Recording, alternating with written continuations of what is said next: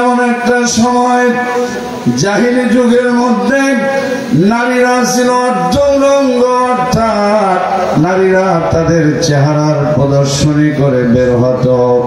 এমত অবস্থায় আল্লাহ রাব্বুল আলামিন নারীদেরকে সংযত রাখার জন্য, পরিপাটি রাখার জন্য আল্লাহ পাক তার কুদরতি পার্লামেন্টের সিদ্ধান্ত অনুযায়ী একটা নির্দেশ জারি করে দিয়েছেন। চিৎকার মেরে বলুন সুবহানাল্লাহ। আমার বাবাজিরা, আমার ভাইরা, আমার মায়েরা, বোনেরা, আজকে যেহেতু এটা আলমপুর মন্ডল পাড়া খাদিজাতুল কুবরা রাদিয়াল্লাহু তাআলা আনহা মহিলা মাদ্রাসা, এই মাদ্রাসার ফিল্ডে বসে আমি মা বোনদেরকে বলবো, ওগো মা, ওগো বোন, ইসলাম আপনাদেরকে ঠগায় নাই। আজকের নারীবাদীরা যারা রাস্তায় নেমে আপনাদেরকে অধিকারের নাম করে আপনাদেরকে অর্ধউলঙ্গ করে রাস্তায় যারা নামিয়ে দিচ্ছে, পশ্চিমকালেও তারা আপনাদের কোনো অধিকার দিবে না। আওয়াজ দিয়ে কথা বলুন, ঠিক কি না? দিবে? কথা বলেন, দিবে? আমাদের দেশের স্বাধীনতা যতদিন হলো, এই দিনগুলোর ভিতরে মহিলা সরকার কম ছিল না বেশি ছিল? আসতে বলেন কেন, জোরে বলেন। আমাদের পুরুষদের বলতে লজ্জা হলেও বলতে হবে এটা সত্য যে আমরা এতগুলো পুরুষ থাকা সময় পর পর অসংখ্য অগণিতবার মহিলা ছিল। আওয়াজ দিয়ে কথা বলেন, ঠিক কিনা? আমার বন্ধুগণ, আমার ভাইরা, এই মহিলারা যে রাষ্ট্র ক্ষমতায় ছিল, এই রাষ্ট্র ক্ষমতায় থাকার পরে মহিলা মা বোনদের অধিকার কি বেশি প্রতিষ্ঠিত হয়েছে? আওয়াজ দিয়ে বলে দিয়েছে। আওয়াজ দিয়ে কথা বলেন, ঠিক কিনা? জোরে বলেন কথা, ঠিক কিনা? তবে শুনুন, এই স্বাধীনতার দীর্ঘ সময়ে মহিলাদের অধিকার কতটুকু প্রতিষ্ঠিত হয়েছে আমি আমার বাস্তবতার একটা জরিপ রিপোর্ট আপনাদের কাছে পেশ করছি। আমাদের এই রংপুর থেকে তারাগঞ্জ, সৈয়দপুর, দিনাজপুরের মধ্যে যে বাসগুলো আছে, এই বাসগুলো হলো যে তাদের জন্য ভালো কোনো সিটের বরাদ্দ হলো না। ইঞ্জিন বর্ণাটে গরমে গরম সিট দিয়ে তাদের অধিকার প্রতিষ্ঠিত হয়েছে। আওয়াজ দিয়ে কথা বলেন, ঠিক কিনা? যাইতে একবার পুরুষের ঘষা খায়, আসতে দিয়ে দিলেন। কোরআনে কারীমের ভিতরে চমৎকার করে আল্লাহ রাব্বুল আলামিন জানিয়ে দিলেন, ওয়াকরনা ফি বুয়ুতিকুন্না ওয়ালা তাবাররাজনা তাবাররুজাল জাহিলিয়াতিল উলা। আল্লাহ পাক বলেন, ও দুনিয়ার নারীরা, তোমরা তোমাদের অবস্থানটা ঘরের ভিতরে যেমনি ভাবে তোমরা অবস্থান করো, ওই পরিবেশে তোমরা অবস্থান করো। আর জাহিরি যুগের মেয়েদের মতো অর্ধ উলঙ্গ হয়ে চলাফেরা করো না। আওয়াজ দিয়া বলুন তো, এই নির্দেশটা কার? তাম পৃথিবীর ইহুদি, খ্রিস্টান, পাশ্চাত্যবাদীরা নারী অগ্রতির নামে নারীদেরকে দুর্গতির দিকে ঠেলে দিচ্ছে। আর আমার দেশের মুসলমান নারীদেরকে বুঝাচ্ছে যে তোমরা মোল্লাদের কথা শুনিও না, কারণ মোল্লাদের কথা শুনে যদি তোমরা পর্দার ভিতরে ঢুকে যাও, তোমাদের অবস্থান যদি ঘরের পরিবেশে অবস্থান করতে হয়, তাহলে তোমরা চাকরি বাকরি, বাজার ঘাট, মার্কেট কোনো জায়গায় যেতে পারবে না। এই জন্য মোল্লাদের ওয়াজ তোমরা শুনিও না। কিন্তু আল্লাহ রাব্বুল আলামিন কোরআনে কারীমের ভিতরে এই নির্দেশটা দিলেন, কারণ হলো একজন মহিলা, একজন পুরুষ, দুইটার কিছু আলাদা আলাদা কাজ। আওয়াজ দিয়ে বলুন, আছে না নাই? জোরে বলেন না কেন, আছে না নাই?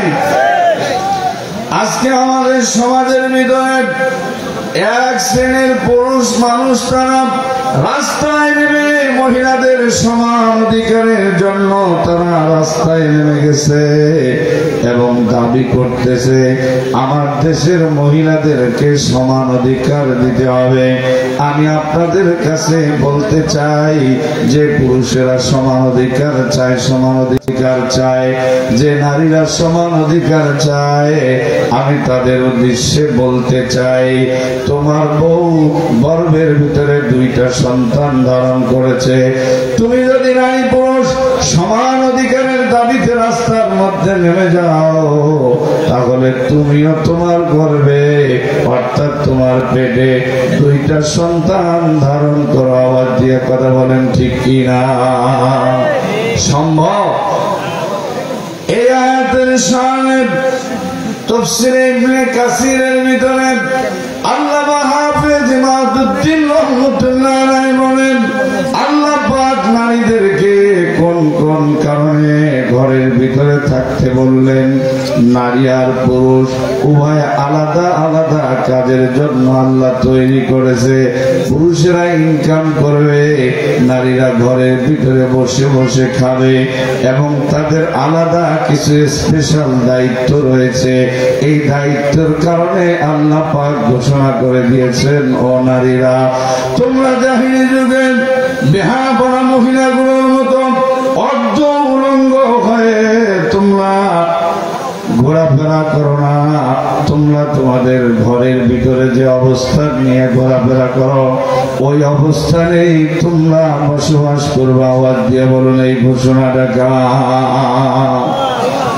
আমার বন্ধুগণ, আমার ভাইরা, কোন কোন কারণে আল্লাহ পাক নারীদেরকে ঘরের ভিতরে অবস্থান করতে বললেন একটা আয়াত বোঝার জন্য অবশ্যই অবশ্যই ওই আয়াতের সংশ্লিষ্ট বিষয়গুলো জানা দরকার, বোঝা দরকার।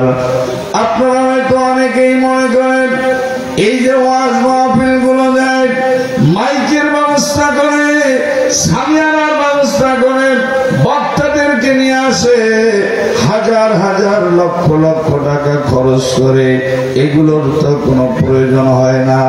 মানুষ তো নামাজও পড়ে না, যাকাতও দেয় না, হজও করে না, এগুলো ওয়াজ করা বেকার।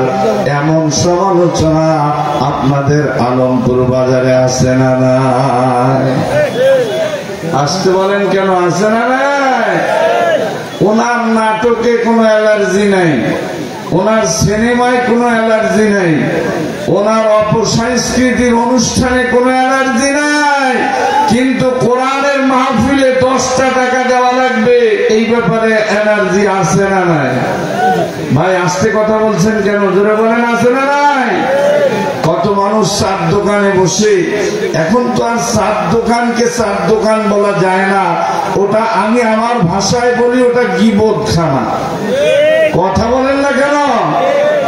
ওই চার দোকানে 1 কাপ চা খেতে খেতে কমপক্ষে 20টা লোকের সমালোচনা করে এমন চার দোকান আলমপুর বাজারে আছে না নাই?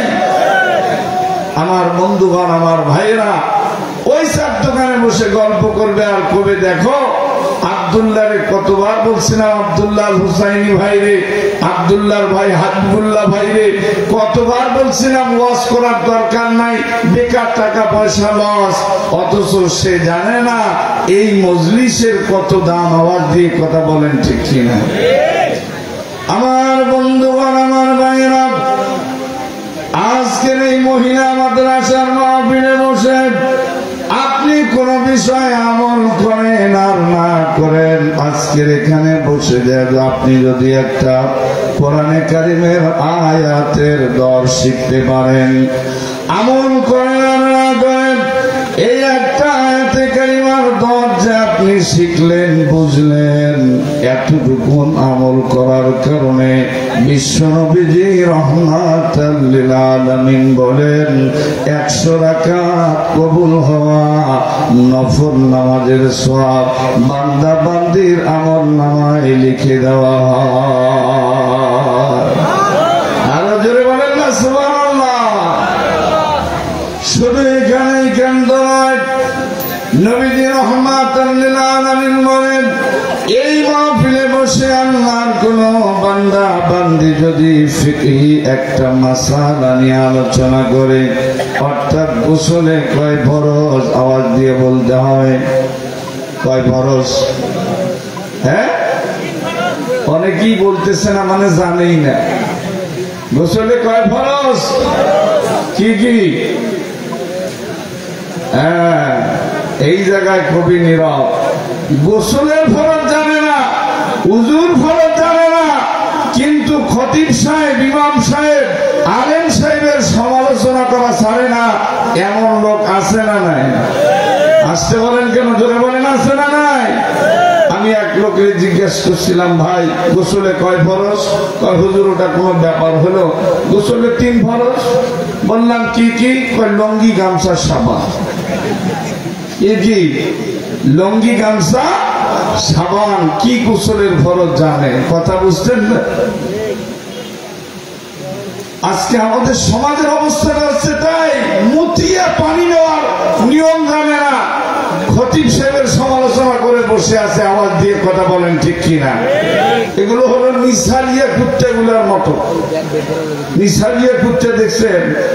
কুত্তার গায়ে একটা পশমও নাই, ওইটাকে গ্রাম অঞ্চলের ভাষায় আমরা বলি নিসারিয়া কুত্তা। ওই কুত্তার ভগভগি বেশি। কথা কি বুঝছেন? অথচ গোসলের ফরজ জানে না, উজুর ফরজ জানে না। ওই আবার কয় এতগুলো ওয়াজ করার কি দরকার? ওই পয়সা গরিব মানুষক দিলেই তো ভালো হয়। কথা বলেন না কেন? এই যে আপনাদেরকে শিখাচ্ছি গোসলে 3 ফরজ। 1 নম্বরে গড়গড়াইয়া কুলি করা, 2 নম্বরে নাকে পানি দেওয়া নরম জায়গা পর্যন্ত, 3 নম্বরে সমস্ত শরীর মলিয়া ধৌত করা। আওয়াজ দিয়ে বলুন তো গোসলে কয়টা ফরজ? জোরে বলেন কয়টা? এই যে 3টা ফরজ আপনি আজকের ওয়াজ মাহফিল থেকে শিখলেন। নবীজি আমার বলেন, যখন কোন বান্দা বান্দি কোন মজলিসে বসে ফিকহি মাসআলার একটা অধ্যায়